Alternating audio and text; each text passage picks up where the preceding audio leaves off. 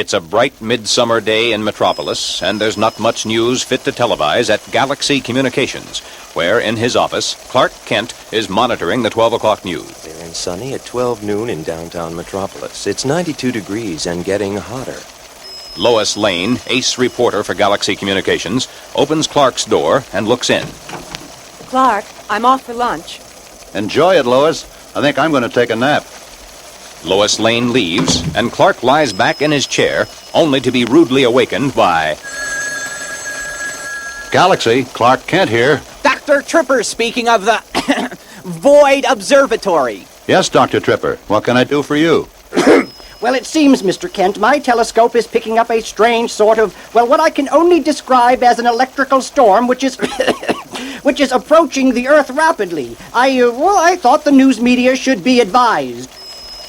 Clark immediately sends for Jimmy Olsen, investigative reporter for the Daily Planet. Listen, Jimmy, take a ride out to Void Observatory and check out what's happening and let me know immediately. I'll be here. Meanwhile, Perry White, editor of the Daily Planet, is hosting a luncheon in honor of Superman, which is being held on the 20th floor of the 50-floor Majestic Hotel. But Superman has not yet appeared to take his place of honor. As Jimmy disappears out the door, Clark Kent steps into the closet in his office. I thought nothing would ever come up to get Lois and Jimmy out of here so I could get to that lunch on time. And as Clark Kent, now Superman, whizzes out his office window to attend the lunch in his honor, Jimmy Olsen drives rapidly along a winding mountain road on his way to Void Observatory, site of the most powerful telescope in the world. Wouldn't you know, I'd have to be the one to drive all the way out here in this heat. Woof! It must be 100 degrees in the shade and no rain in sight. Jimmy's car pulls up to Void Observatory. He walks up to the lab, and... as Jimmy waits for the door of the Void Observatory to open, he happens to glance up at the sky, where he notices a small dark cloud way up, far above the highest mountaintop. Looks like storm clouds are gathering. The immense door finally opens, and Dr. Tripper beckons Jimmy inside. You must be from the news media. Now, your credentials, please. Investigative reporter, Galaxy Communications. Well, come in then. Come in, come on. Jimmy steps inside the room and is immediately taken aback by the sight of the gigantic telescope which occupies the whole observatory. Wow, Doctor, that thing's a monster. You ought to be able to see a storm coming up 1,000,000 miles away. Yes, we can. And there is a storm coming up. But I've never sighted anything like this one before. Here, let me explain this. Meanwhile, back in Metropolis, Lois Lane sits at the counter of the Greenall drugstore where she's finishing her lunch.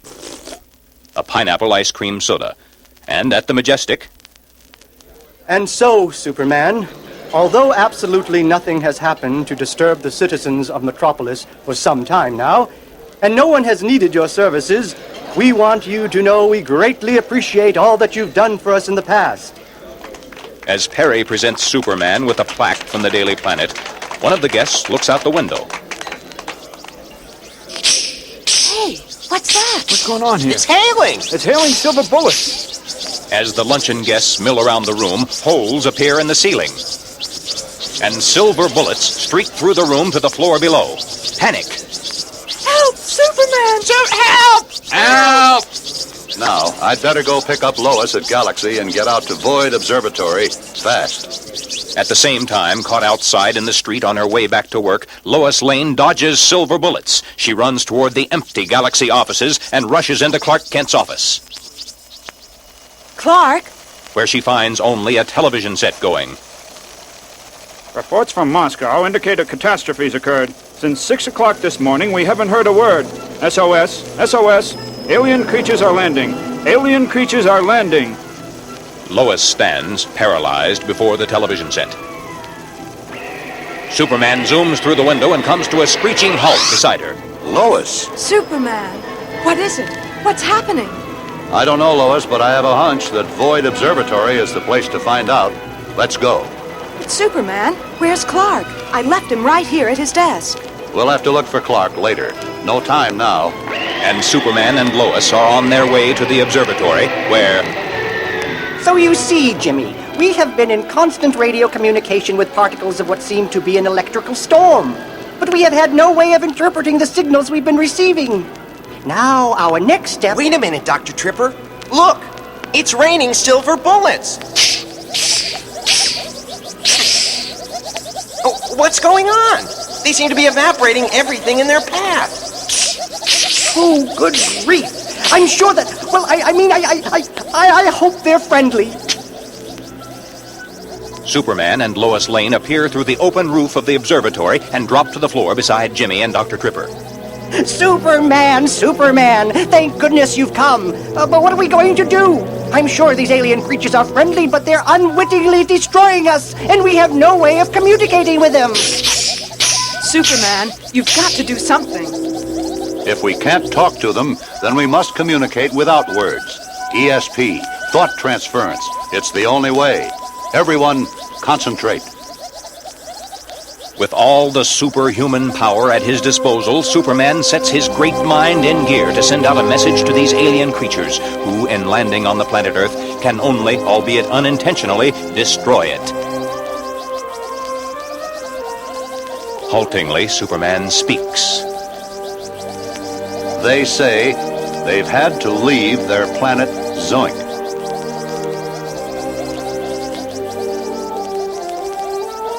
Because it has become uninhabitable. They say that the planet Earth is a good place for them. Once again, Superman focuses his mind power on the incredible problem of communicating with creatures who speak no language known to man. Help me, everyone. Help me to explain. And the birds, the trees, the earth people, the fish, the flowers cry out. To each its all. To all its space. Give the world back to the world. Please, friends, give the world back to the world. Alien creatures, you will destroy our life on the planet Earth if you land. Alien creatures, you are destroying us. Silence.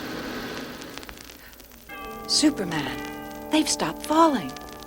Look, they're hovering just off the ground. They don't look like silver bullets. They're like beautiful silver hummingbirds. Oh, Superman, where will they go if they can't stay here? Yes, Lois, that's what they're saying, too. His incredible vision, already 1 trillion times sharper than that of any ordinary being, Superman steps up beside the giant Void telescope, and with no need of the aid of the most powerful telescope known to man, Superman gazes farther out into the universe than any human has ever dared or even tried to see. Yes. Aha, there it is. A planet in the exact same orbital relationship to its sun as Zoink and the Earth are to their suns, but in an entirely different solar system, of course, from ours and theirs.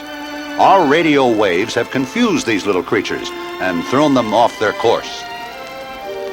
Once again, Superman concentrates. Like a laser, his mind beams the exact course they must take to the silver creatures who wait shivering just a foot above the Earth's surface.